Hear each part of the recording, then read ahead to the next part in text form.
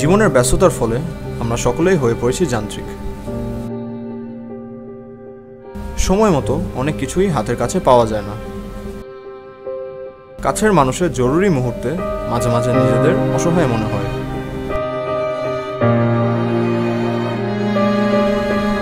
তার উপর ট্রাফিক জ্যামও কোনো ছাড় দেয় না। ডাক্তারের সাথে একটি মাত্র অ্যাপয়েন্টমেন্টের জন্য ব্যয় করতে হয় ঘন্টার পর ঘন্টা মূল্যবান সময়। এর কোনো সমাধান আদৌ কি হবে?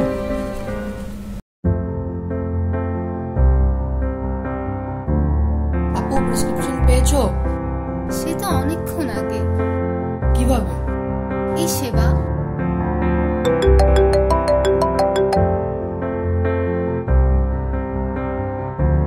হ্যালো বাবা।